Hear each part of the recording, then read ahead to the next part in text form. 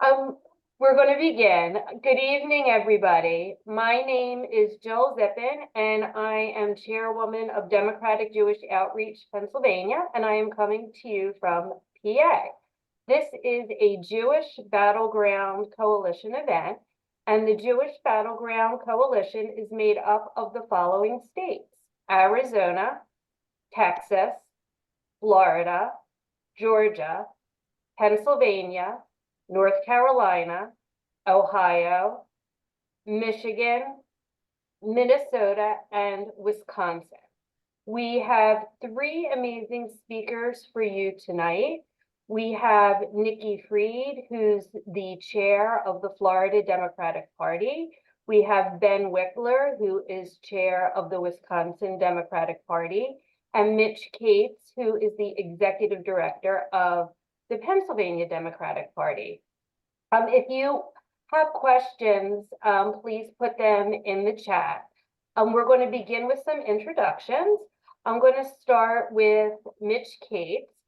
Mitch Cates is a veteran political operative and consultant who has skillfully overseen local, statewide, and national campaigns in the U.S. and abroad for the last 18 years. He's currently serving as the executive director of the Pennsylvania Democratic Party. His deft guidance and management were behind the successful candidacies of the former Prime Minister of Kosovo and the Republic of Georgia, as well as Justice David M. Weck's election to the Supreme Court of Pennsylvania on a message of judicial transparency. Mitch is a resident of Pittsburgh and a Steelers fan, and me, the Philly fan, will not hold that against him. And he is vice chair of Democratic Jewish Outreach Pennsylvania, representing Pittsburgh. Linda Frank, who is coming to you from China, sort of via Wisconsin, will introduce Ben Wickler. Linda, do you want to take it away? Okay. Good. For me, good morning. For you all, good evening. What are the odds that a whole state with fewer Jews than Pittsburgh or any number of places in Florida would have a Jewish state chair of the Democratic Party? Happily, Wisconsin defied the odds in selecting Ben Wickler in 2019. As Ben came to this role from MoveOn.org, senior positions, he has not just moved Wisconsin on democratically, but has demonstrated our state motto, which is forward. As a Wisconsinite, as a Democrat, and as a Jew, I am really proud to introduce my friend Ben Wickler. And next we will have Sam Edelman, who will introduce Nikki Fried.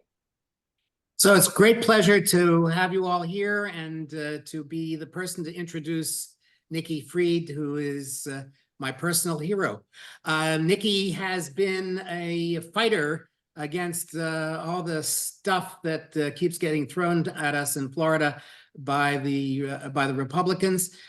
Nikki is the chair of the Democratic Party in Florida since last year, since 2023. And prior to her election as chair, she was the 12th Florida Commissioner of Agriculture from 2019 to 2023. The first woman, I think, the first Jewish chair. But not only that, she was the lone Democrat to get elected in 2018. Never mind, Florida's a crazy place anymore. But what she has done, she also in 2022 ran for governor, hence the shirt, Nikki. Unfortunately, she did not make it past the primary. She should have. If she had, things might have been different in Florida today. After that, she has taken the Florida Democratic Party and has restructured it completely. She's doing it from the bottom up and from the top down and from each of the sides. We are a different party than we were even a year ago. And it is all to Nikki Fried. And so it's with great pleasure I introduce you all to my personal hero, Nikki Fried. So thank all three of you for being here, and we're going to go right into Q&A because we have so many questions for you. So the first question I have is, when looking broadly at the 2024 election, what issues do voters care about in your state and in the battleground states generally? And what do you see are the top 3 issues that we should be honing in on for messaging? And I'll start with Nikki, and then we'll go to Mitch and to Ben. You know, I have kind of a little bit of an advantage on things to talk about here in Florida.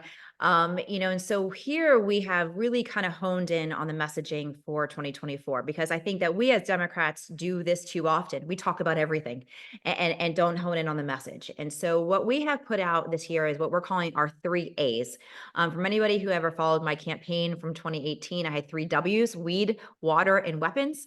And in 28, and so this year we are doing the 3 A's, which is affordability, accountability, and abortion. Right now, Florida is the most unaffordable state in the nation. Our property insurance has increased since Ron DeSantis became governor by over 400%.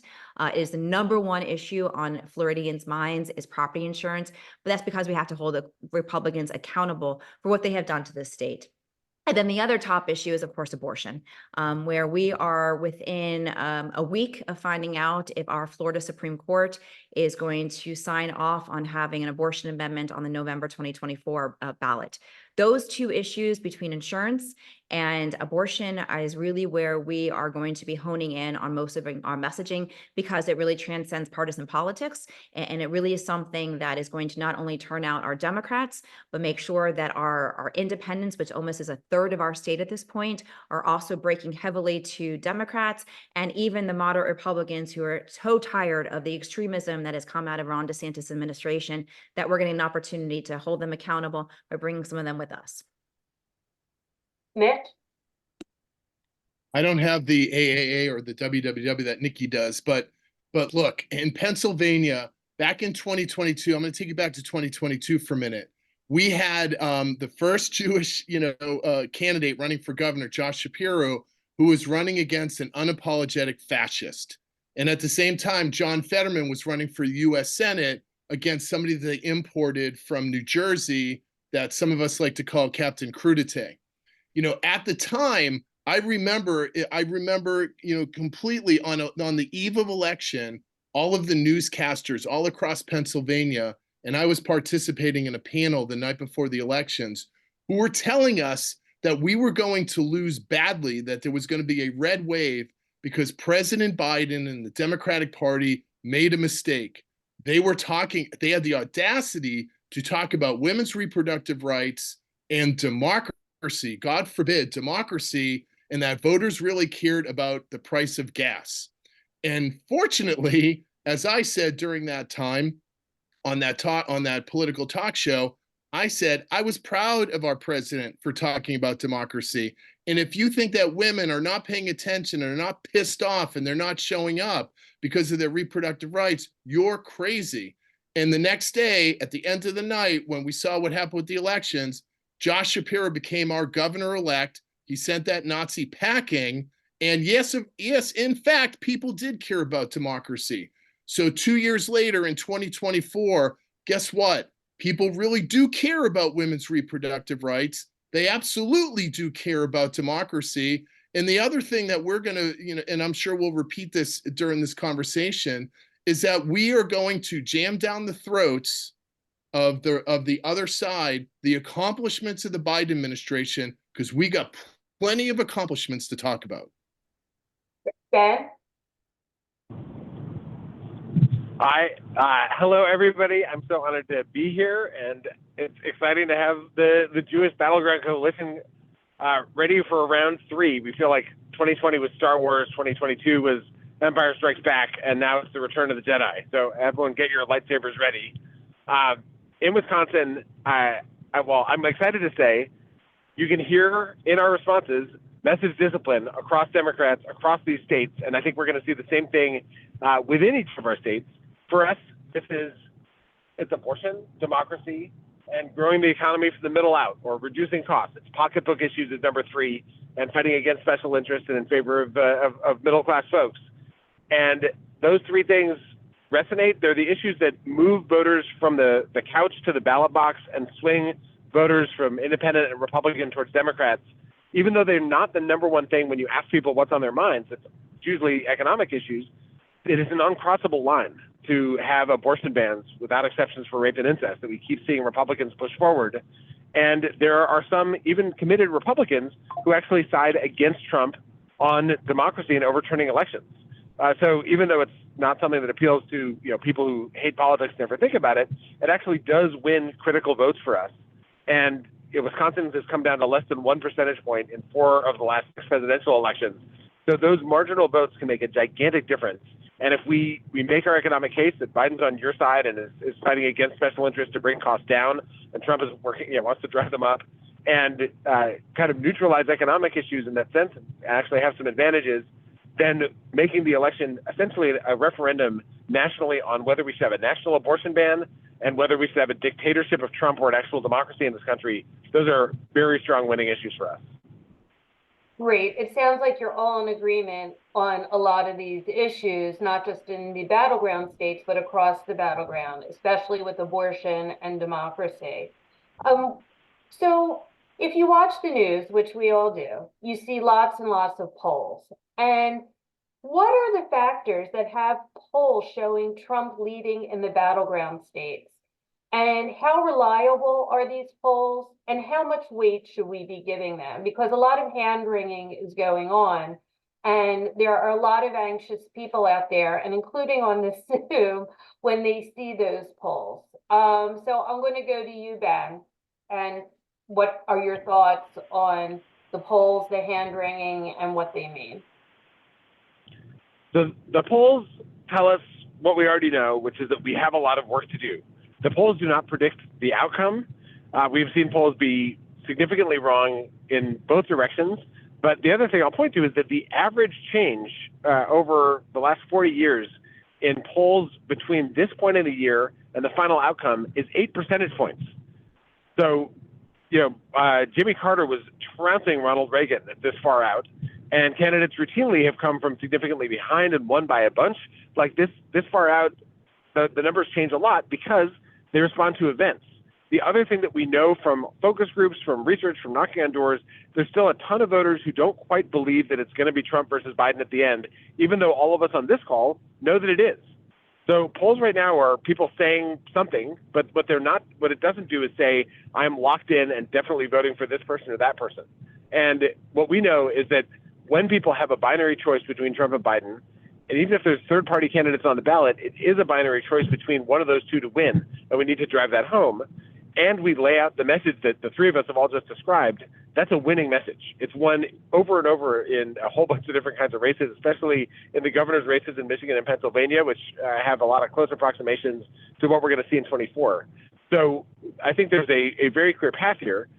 There's a lot of people that are fed up. They're double haters. They're not a big fan of Biden. They don't know anything that he's done. They actually like everything he's done once they hear about it.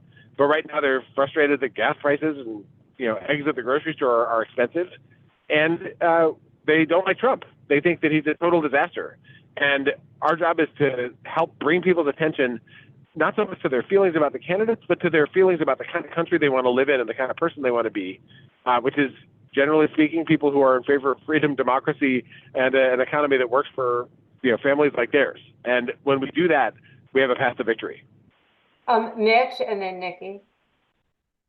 So my political guru, who was Bill Clinton's political director for 8 years, Craig Smith, taught me years ago that the least important question in a poll is the horse race question. If the election were held today, who would you vote for?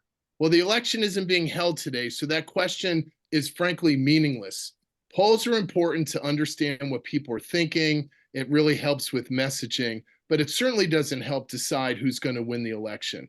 I'll kind of like reiterate what Ben said, that we certainly have a lot of work to do.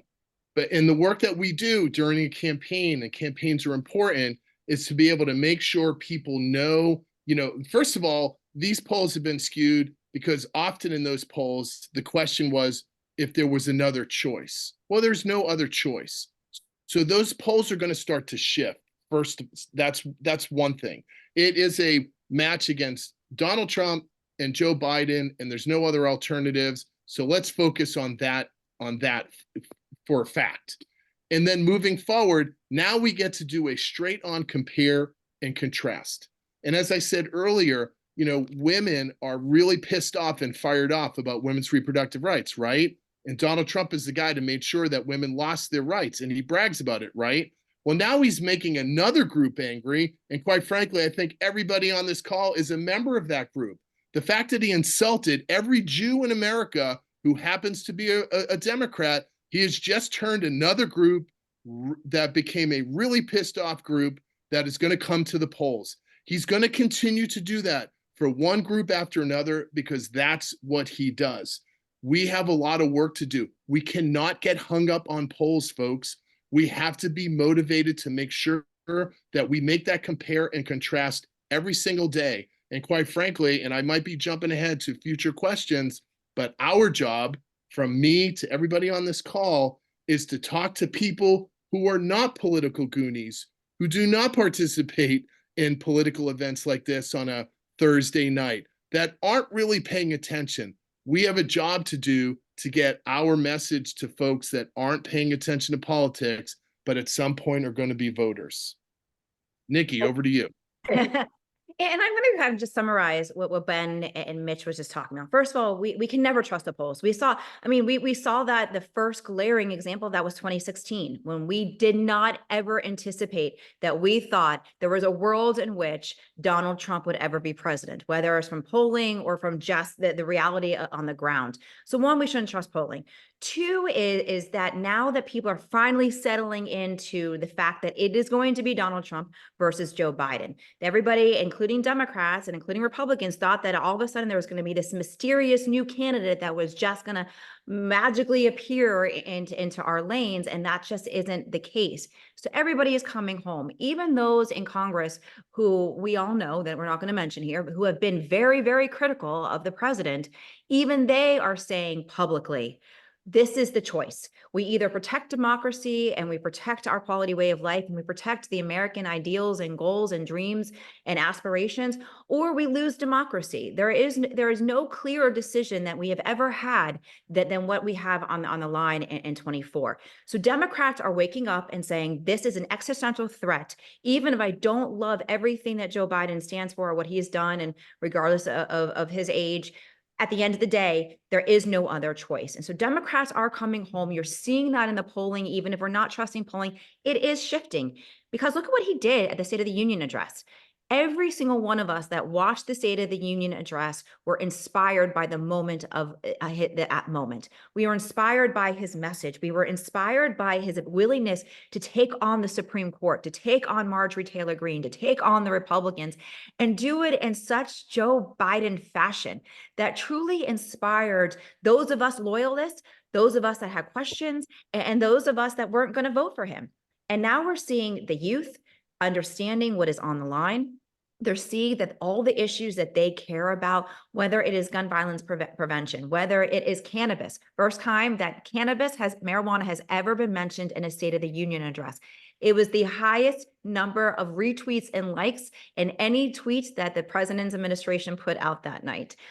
We saw him talking about the environment. We saw him talking about student debt forgiveness and laid out what the next 4 years are going to look like. And that night really kind of transcended, partisan politics in so many fashions and so many understandings. And then we see another individual who has spent the better part of this year dividing us, whether it is his comments about immigrants, which has a drastic impact of us here in the state of Florida, and to the comments about the Jewish community.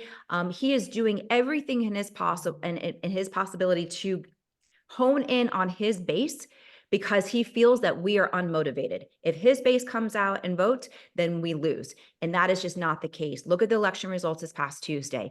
In Florida alone, and we saw this in the other states that had primaries, in the presidential primaries on Tuesday, 20%, and this is now his adopted home state, 20% of Floridians said, we will not vote for him. We want somebody else.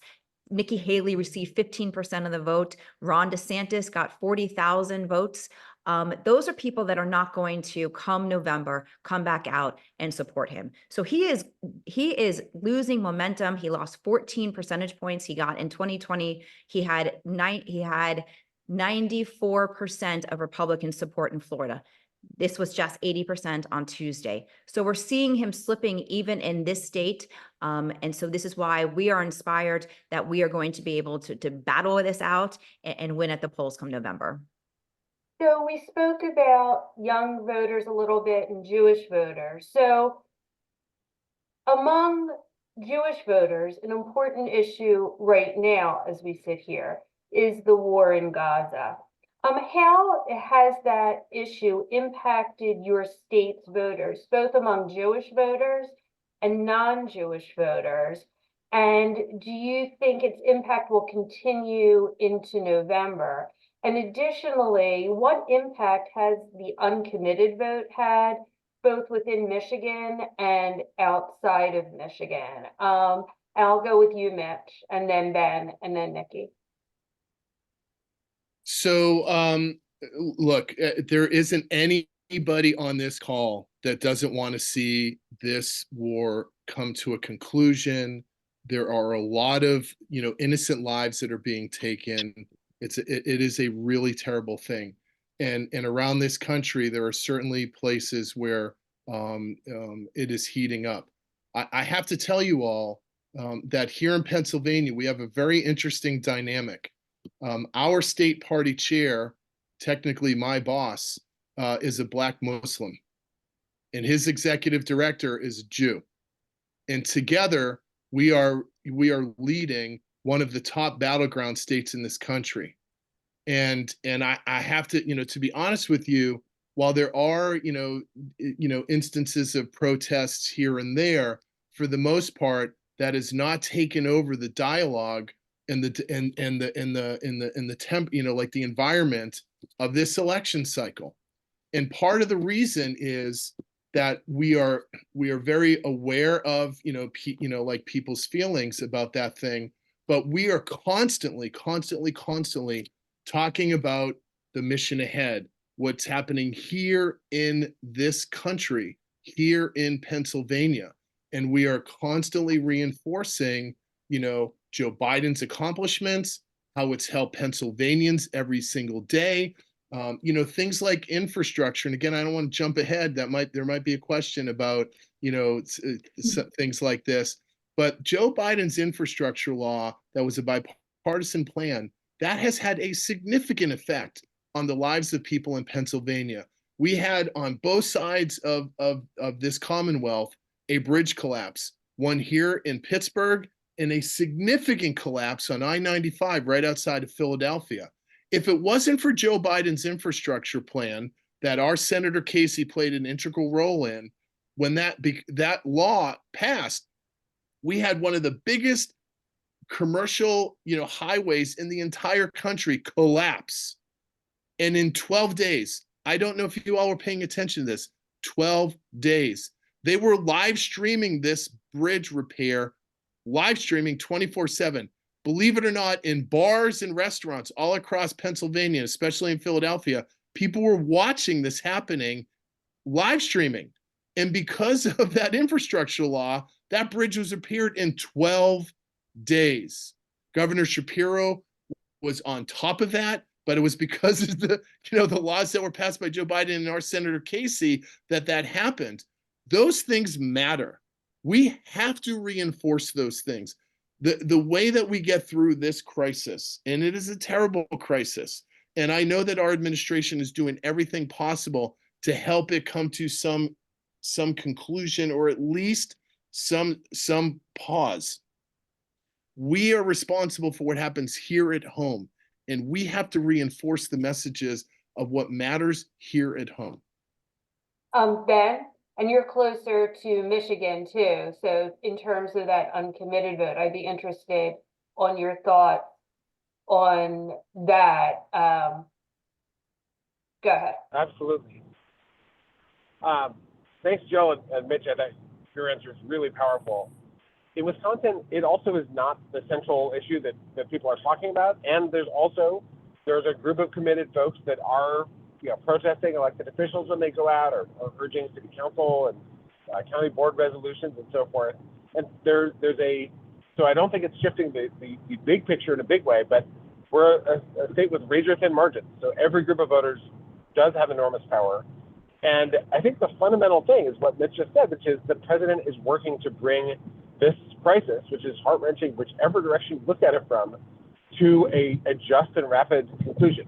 And the reality is the uncommitted vote in Michigan, and there's a group organizing to get an undirected vote in Wisconsin's primary on April 2nd. They're not saying that they won't vote for Biden. For the most part, they're saying they want Biden to bring about change. And what they want to see is an end to the war. And I think, what many people would like to see is for Hamas to not be in power and to have a path to a two-state solution and to have a just and peaceful resolution that allows people to flourish. And the president's success in doing that, which is a very hard set of things to do, can move this from being a front burner issue for a lot of people in Michigan to being something that is in the past and people can come back. They're not voting for Trump. They're not switching over to the Republican primary. They're voting uncommitted because they feel like they're not there yet. They want to send a message. And that's, a message that they have the chance to send. And then the president can earn their vote, point to the actions that he's taken, and refocus the fight on people's lives in the United States and his leadership on the world stage around delivering for families, to build the economy, to walk on the picket line in Michigan, to build new bridges in Wisconsin. The president's been to Wisconsin twice this year to point out major bridge reconstruction efforts and to defend freedom and democracy, including the freedom to make your own decisions about your own body. And fundamentally, I think Trump would like to have this be a referendum on Hamas. That is not what this is a referendum on. This is a referendum on American freedom and democracy in the 2024 election. And I think that's what we have the opportunity to turn the page on over the next 6 months. Nikki, do you agree? I know there's a large Jewish population, particularly in South Florida. North Florida is sort of a different animal. But what is your sense of what's going on there? Yeah, Florida is a little bit unique in this respect that we have 830,000 Jews that live here in the state of Florida. And that is a significant, not only voting block, but a significant leadership block. We've got a lot of Jewish Democrats that are elected all throughout the state.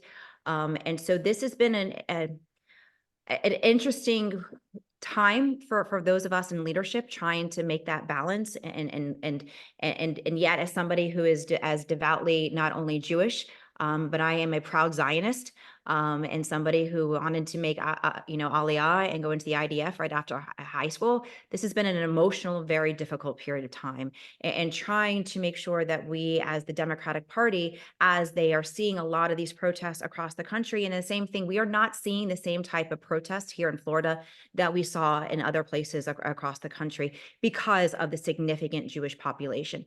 Doesn't mean that there hasn't been protests, and doesn't mean that there hasn't been instances of situations here in the state. But what I have been doing a lot more is talking to the Jewish community, because the Jewish community is seeing those protests. They're seeing some parts of our Democratic Party that is saying some pretty atrocious things online, in social media and other realms.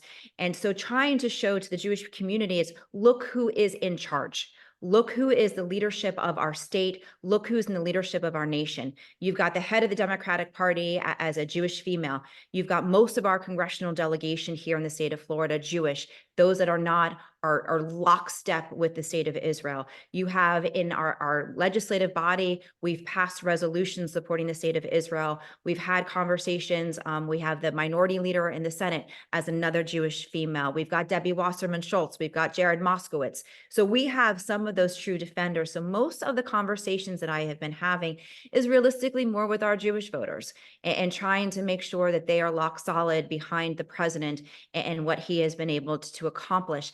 And then for those in the youth, community that may or may not be Jewish, but mostly not, having the same conversations that you're hearing from Mitch and from Ben is going back to, let's talk about Florida. Let's talk about the issues that your vote will have the greatest impact on, and look at what Joe Biden has been able to accomplish. All of the issues that are so front and center important to you. Again, gun violence, women's reproductive health care, cannabis reform, the environment, student debt, affordability. Those are the issues that Florida Democrats and the President of the United States have been lock solid on. And so while you're seeing, people that are out there protesting, at the end of the day, like I said earlier, everybody's going to come home. Everybody's going to come home and understand that there is a black and white difference between Joe Biden and Donald Trump.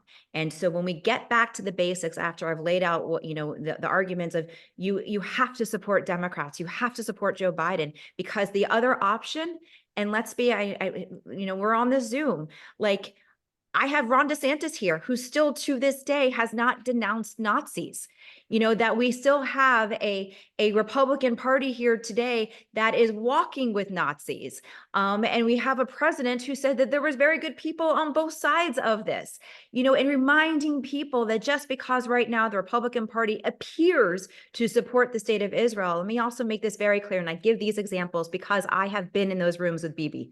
I have been in those rooms with Ron DeSantis and Bibi Netanyahu talking about the Democratic Party. And I've had to shut down those conversations saying the support for the state of Israel is nonpartisan, Mr. Prime Minister, in all due respect. Can we please stop having this conversation? I have been sitting in a room where Ron DeSantis thought that he was going to out-Jew me and pass a resolution supporting the movement of the capital, the embassy to Jerusalem, and Jerusalem being recognized as the capital. And he went on this entire 15-minute history lesson that talked about Babylonian times. Their interest in the state of Israel has nothing to do with it being a Jewish homeland. It has everything to do with the fact that they fundamentally believe in order for there to be the second coming, Jews have to be in charge of Israel. So at the end of the day, that they are playing this game with us, and they are not in our corner and never will be in our corner. And we've got to stick to the people who have consistently stood with us, and that is the Democrats. Excellent message. It's something we all should be repeating. So another thing that we hear all the time, you're not going to be shocked when I say this, is that both candidates are old. You hear young people saying, I don't want to vote for somebody, who's old. From where we sit as Democrats, while both are old, Trump is clearly unfit to lead this country. Is age an issue that you're finding problematic in your states, or you're hearing about in battleground states? And how should we message voters with respect to this issue? Because it does seem to be something that's talked about all the time. Mitch, why don't you go? I mean, look, people do talk about age. I love the spot that President Biden came out with right after the State of the Union, which, by the way, was must-see TV, like the Jerry Seinfeld days where you had to watch that show. I'll be honest with you, I'm not like a big fan of watching debates, and I'm not necessarily a big fan of watching State of the Union addresses. I was at a State of the Union event. We had them running. We had watch parties all across Pennsylvania. That was literally one of the very first organizing things that our coordinated campaign launched, and they were running all across Pennsylvania. I went to one in one of the spots outside of Pittsburgh, and normally, there's so much going on, but I couldn't take my eyes off of that TV because that entire time, Joe Biden. I mean, I talk about like performing way beyond what was expected. I don't know about you all, but when he literally stared the Supreme Court down, he looked right at them and maybe pointed at them like I am right now, and basically said, "Shame on you." And then when Marjorie, who thought she was at a WWE event wearing that outfit, and he was able to make her look a fool, which I know it's not difficult, but he really spun that around on her. I mean, Joe Biden certainly broke a lot of people's concerns about, well, he's too old, and man, if they ever say the word that he's like Sleepy Joe Biden again, one of the coolest things I personally think that Biden and the campaign have done through the years is when they spun that whole, when they were trying to use Dark Brandon against him, and instead now that's like one of the things that like, holy crap, that we are using to our advantage. I mean, Dark Brandon showed up and he crushed the other side. And so look, we're there, like, as Joe Biden said, yeah, I'm old. And guess what? I know how things work. And oh, by the way, I got things done.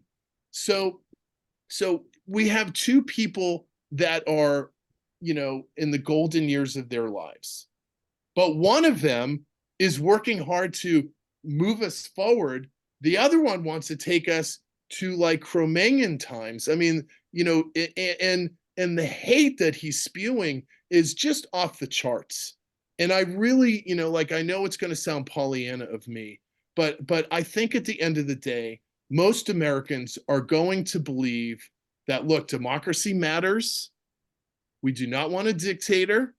We do not we do not want people that leash the hounds of hatred on the populace of our country, but that's going to require the work of all of us to make sure that we're spreading the message of what has been accomplished and what can be accomplished in a positive manner. And that's why campaigns matter. Ben, do you want to add to that? And what are you hearing in your state and in surrounding states?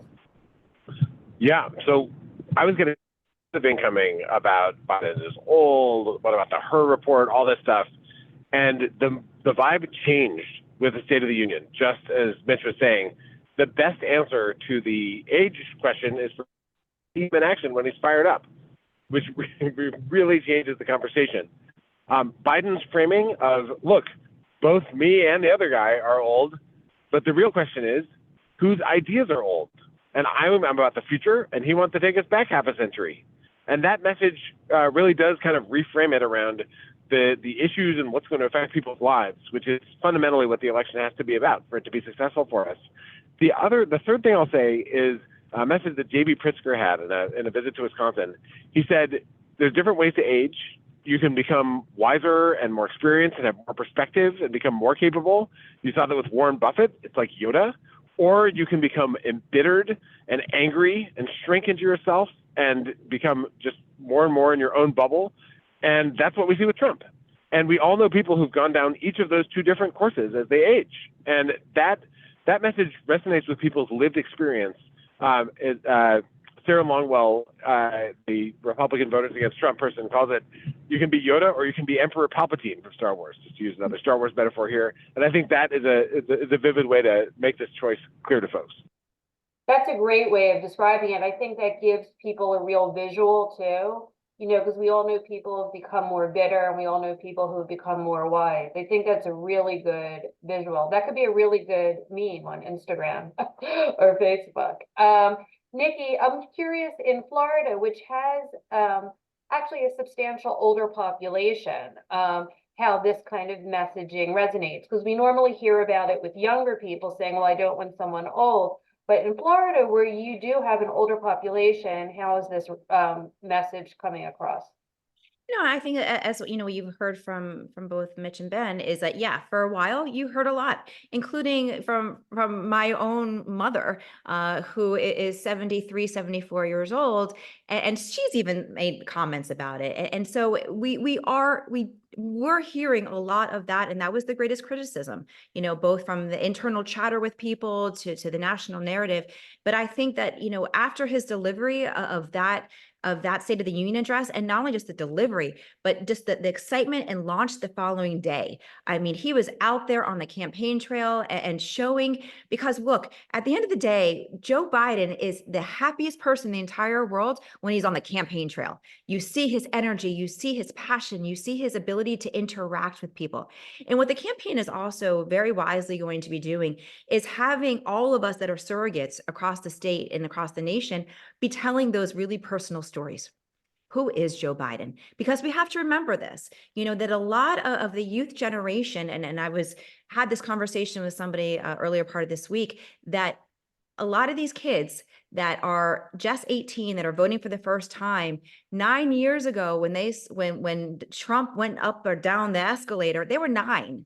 They don't remember what the 4 years of a Trump administration looks like. And all they know is the pandemic, and all they know is the after of the pandemic. And so when we're able to, again, communicate and explain about everything that is going on in our country, and then showing what Joe Biden has been able to accomplish, and the fact that he set out what the next 4 years are going to look like in our nation when he and Kamala are reelected, and we have a Democratic Congress and a Democratic Senate, all the incredible things of moving our country forward. It is an incredible story to tell. And so while there was a lot of chatter, you quite honestly aren't hearing that much of it lately. Really, since the State of the Union address, those conversations, the pundits aren't having that. But again, what we're watching is Trump mixing words, misusing, people's names, not able to complete sentences. And so we're really seeing a lot of the disconnect coming from the Republican side and from Donald Trump. So with our, we do have a significantly more senior population in our state, and those are the ones that are rallying the most around the president. And I see my chair of our statewide senior caucus, Lori Plotnick, who is nodding her head on this call, because the seniors in our state know what experience looks like. They know, are they able to run the mile in the same time that they did 20, 30 years ago? Of course not. But are they able to make decisions for the best interest for their grandchildren? And I think that a lot of our seniors are looking at it from that perspective. Who is going to build a country that I can leave to my grandchildren? And the seniors in our state and across the country are going to have a resounding, I would rather President Biden there to protect my grandchildren over the next 4 years. So another group that we hear a lot about in the news is the Hispanic population, and in particular, Black men. We hear that Hispanics are moving to the right and that Black men will be voting for Donald Trump. Florida, Texas, Arizona, Nevada have large Hispanic populations, although they differ in origin. And all the battleground states have minority populations. So I'm going to just go back to you, Nikki, with this question, and then we'll go to Ben and to Mitch. But what are your thoughts on the loss of the Hispanic vote and the Black male vote? I'll start off kind of with the Hispanic vote. The Hispanic vote is very complex. It is not a one-stop shop. It is not a monolithic. You've got the Cuban population, you've got the Puerto Rican population, you have people that came within the last 10 years, people that have been here for 30 or 40 years. And what the Democratic Party has consistently done wrong, and I'm sorry, I'm putting on some lights to put some light onto me in some fashion, is that we treated everybody the same. That we treated everybody and had the same conversations, that it just is about the Hispanic community without really going into the full demographics of the state. And so what we have been able to really do is kind of take a step back and say, how do we message correctly? Because also what happened here is look at 2020. That is when the socialist label stuck here in the state of Florida. And Democrats in Florida did not fight back. There was no message. There was no, because saying I'm not a socialist is not the answer. I even launched my gubernatorial saying yo soy capitalista. I'm a capitalist. But we didn't have the right messaging and the right empathy to understand why the word socialism was such a trigger and a PTSD for the Hispanic community. And so we also didn't knock doors in 2020. Let's also think about where we were 4 years ago. We were shut down as a state and as a nation and weren't doing the work that needs to get done. And especially in those two communities, the Black and Hispanic communities, they need to hear the message. They need people at their doors. They need people in their communities. They need people we've got a Domino's Park here in Miami. We've got Little Haiti. We've got all these pockets in the communities that if Democrats don't show up to, they're not going to think that we care. And so we've got to go back and earn their trust, earn their vote, and because we've been listening and we're listening to their concerns and their issues. And so we here in Florida are spending a lot of time reversing the messaging that is happening in the Hispanic community, spending a lot of time listening and talking. And when we're coming to the Black vote, it's same thing, is that we have to make sure that we are delivering and showing. And I have this conversation too with a lot of people in our state. We talk about the infrastructure. We talk about how much money is coming into our state. That goes up and over most people's heads. We've got to hone into, we know that this money created X amount of jobs. This money provided opportunities to clean up roads that is affecting your overall cost of your car insurance. And every time that you have another flat tire, it's kind of like the Gretchen Whitmer's original, campaign plan, fix the damn roads.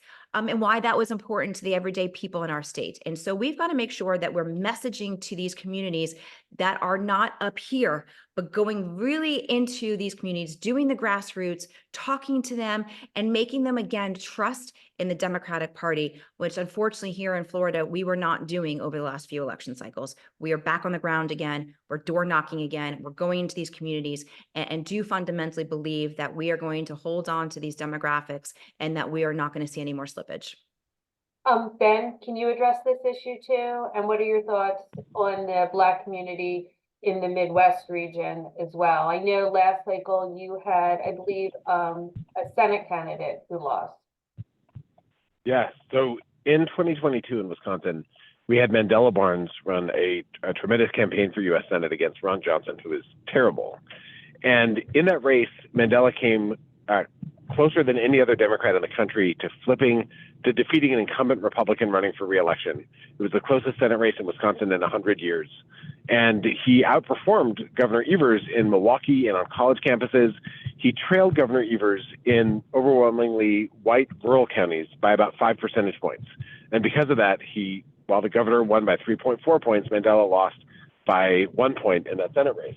But under the hood, under the numbers under the hood of the car, Republicans were celebrating because they were able to suppress the vote in Milwaukee, predominantly in Black and Latino neighborhoods. So the margin among Black and Latino voters was excellent in Wisconsin in both of those communities. But relative to the 2016 Senate race, we actually had lower turnout, and relative to earlier years.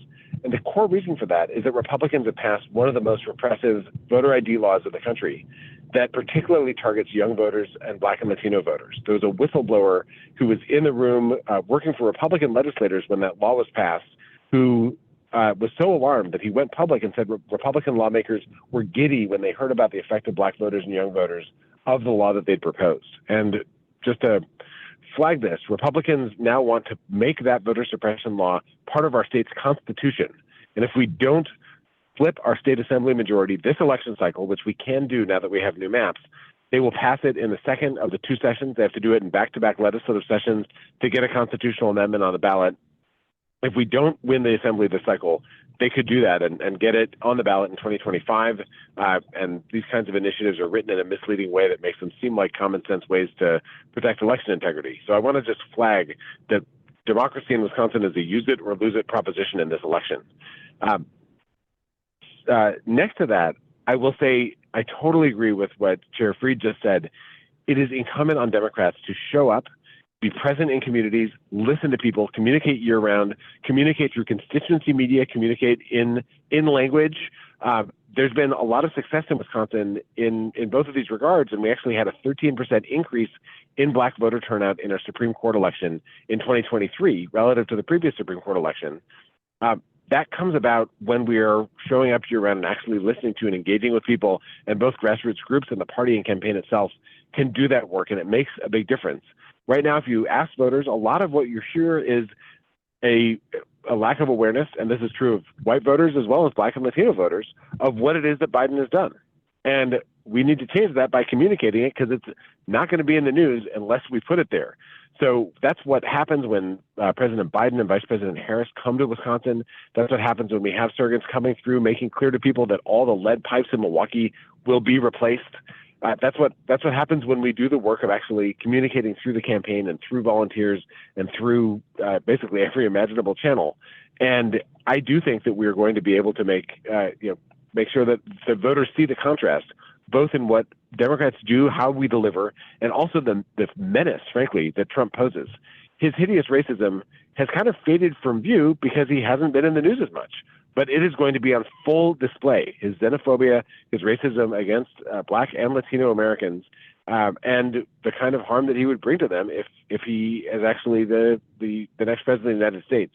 So we have to draw a contrast. We have to be proud of what the Democrats have delivered, and we have to communicate it and not assume that people are hearing from news outlets that have fired almost all their reporters. It's on the campaign shoulders to make this clear. Mitch, do you want to add to that? Oh, I sure do. So first of all, one of the things that we must do, all of us, is Democrats can no longer take votes for granted. While we have owned, we've had a super majority of votes in the African American community, we can't just assume that they're going to show up for us like they have been for years. We have to go and meet them where they live. With all the fancy tools that we have, from texting and fancy, social networking platforms and all that, still the most effective way to talk to a voter, to reach a voter, to communicate with a voter, and to earn a voter's vote is at their doorstep. And that requires a lot of sweat equity and door-to-door canvassing. Nikki, I am super excited to hear about what you're doing in Florida.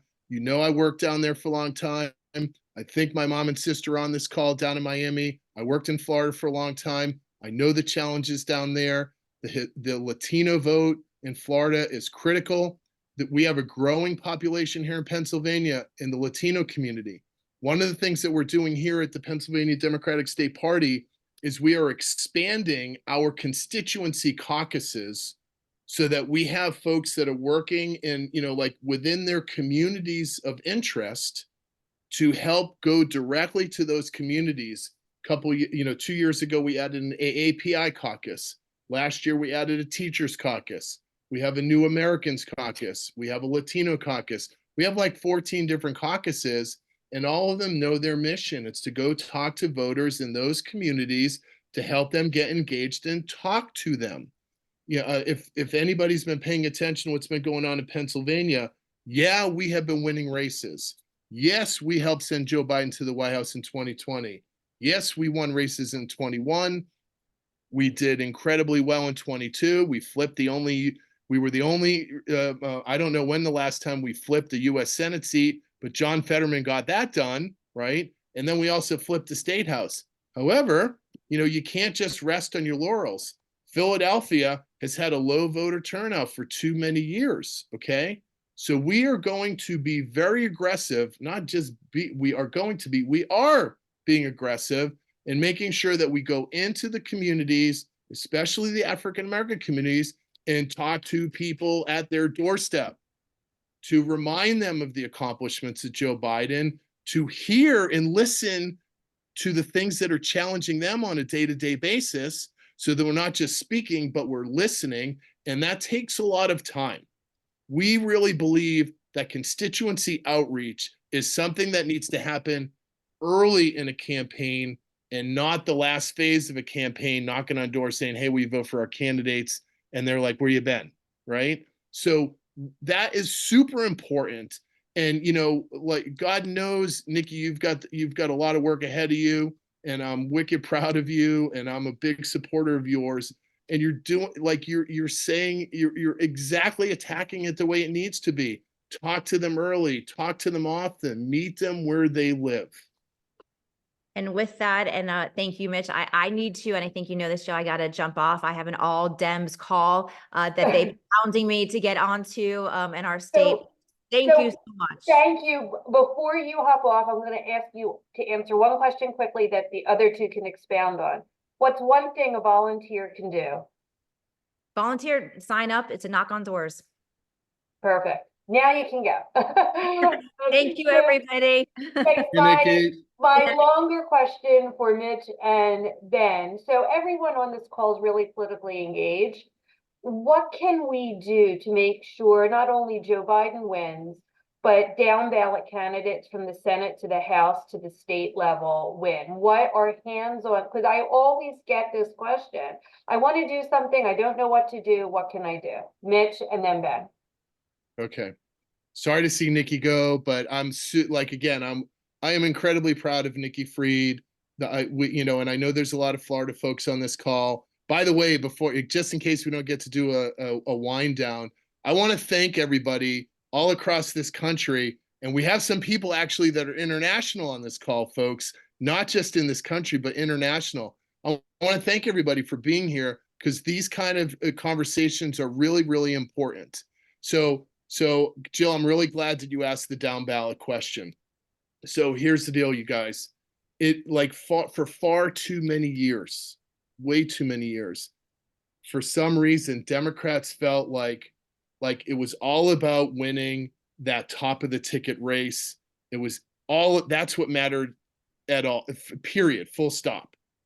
But what's happened, remember that Newt Gingrich guy back in the Contract with America BS, where they started to win local elections? Well, fortunately, in the last couple of years, I think Democrats are kind of catching up on that idea. We've certainly been seeing it here in Pennsylvania just last year, in addition to sweeping our judicial races, which in Pennsylvania, you vote for Supreme Court and the other statewide elections. We had significant wins at the local level. I'm sorry that Nikki's not here, where I could tell her that her Moms for Liberty, migrated out of Florida and tried to take over Pennsylvania school boards, and we beat them back. Even though they had thousands of dollars supporting them, we fought the good fight. Because I'm incredibly proud of this. In Pennsylvania, we at the state party have a program that we call Vote Local PA, right? Vote Local PA is a product that we at the state party produce. We provide to all 67 of our counties. All mad love and respect to James Carville, but that old joke from 1992 where he said that Pennsylvania was Philly and Pittsburgh and Alabama in the middle. We are one Pennsylvania, and we are providing material to all of our counties. 57 of them are rural counties. But we're giving them collateral that not only discusses our top of the ticket.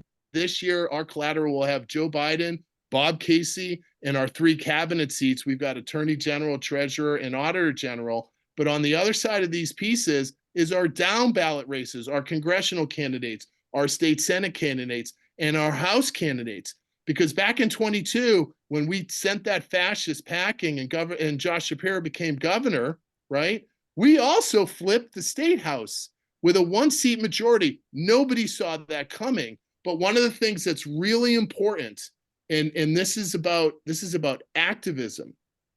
While everybody was invested in making sure that Josh and Big John Fetterman got to the U.S. Senate, and we sent Dr. Oz back to wherever the hell he's from, they also cared about these state house candidates. Their personal friends, they were invested in them. They wanted to knock doors for them. So we saw a compelling evidence that it was actually the bottom that fed up to the top of the ticket. And we are going to continue to do that. This year, we are going to roll Vote Local PA out to all 67 counties. That goes all the way down to a state house level. Because I want to share one story with you, because it's in real time. This happened only a couple of weeks ago in the state Senate of Pennsylvania. Because my chairman, Sharif Street, is a state senator. And he shared this on one of our county chairs call. Believe it or not, this is no lie, that there is a state senator in rural Pennsylvania. The guy's name is Chris Dush. Now, this guy is known for saying off the wall crap. But just a couple of weeks ago, on the record, he said it was time to reinstate slavery. Slavery. I'm not kidding you, right? Now, here's the thing, folks. In Pennsylvania, the Republicans, there's only 3 seats. We are 3 seats away of flipping the state Senate. So if you don't think our people here in Pennsylvania are focused on making sure Joe Biden gets the White House, because look, in 2020, it was Pennsylvania that sent Joe Biden to the White House. You know, that was the last call. I think it was the Saturday after the election. And we got to get Bob Casey back to the U.S. Senate. He's one of the most effective senators in the, you know, no disrespect to anybody else, but the guy is a hero. And by the way, the Republicans had to import another candidate, just like Dr. Oz. This guy, Dave McCormick, the guy lives in Connecticut. And oh, by the way, that genius who's a bazillionaire, he said when he's elected U.S. Senate, he's going to revoke the infrastructure law. I'm not lying to you. If Dave McCormick was U.S. Senator, I-95 would be a crater still right now. Okay, but we have a 1-seat majority in the House, and we're going to add to that. And I'm going to end with this, and then I'm going to shut up and I'm going to let my friend Ben go. We are 3 seats away of putting the Democrats in the majority of the state Senate and sending idiots like Chris Dush, who said it's time to bring slavery back, to the back of the room. Ben, what can we do to help these state parties? And what can we do to make sure Democrats win everywhere? And if you're from a state like California or New York and you want to help in these states, what could you do as well? I love this question. It's my favorite question. And what a message from Mitch in Pennsylvania. I just put in the chat 10 things that folks can do. You can knock on doors. You can do relational organizing to people you know. You can load an app where you see whether your friends and family are registered to vote, whether they've missed elections, whether they've requested absentee ballots.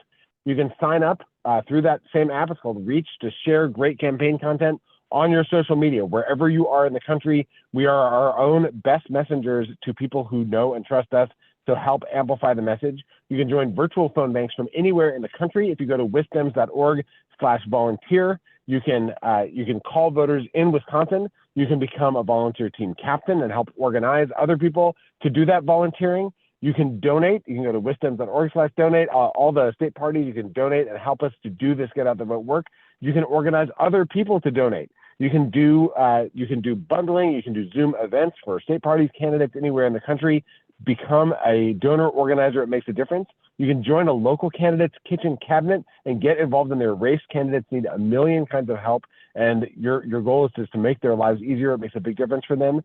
You can make food for local volunteers and campaign staff. People love to eat. That is something you can do even if you don't feel like talking to any voters. And you can run for office yourself. There are so many offices out there that are begging for candidates, and I'm sure there are folks on this call who are in office now, who've been in office, and who one day will be in office. So those are 10 ways that you can get involved from anywhere. Most of those and all of those help. We're going to need to fight at every level of the ballot. Wisconsin, Pennsylvania, Michigan, Florida, a handful of states are going to make the difference in this election. And Jewish Democrats, you have a superpower to change the outcome of this election and save democracy in this country and make this a country that lifts everybody up. The stakes are impossibly high, but this is our moment. So thank you all so much. This has been a great conversation. Let's go and fight and win. Thank you so much. I want to thank all of our speakers and remind you that our next event is on April 16th. It's about swing voters. Which way will swing voters swing in 2024 and why it matters? The link is in the chat, where you can go to DJOP and sign up on our events tab, and we'll send out the link as well. And remember, your Jewish voice matters.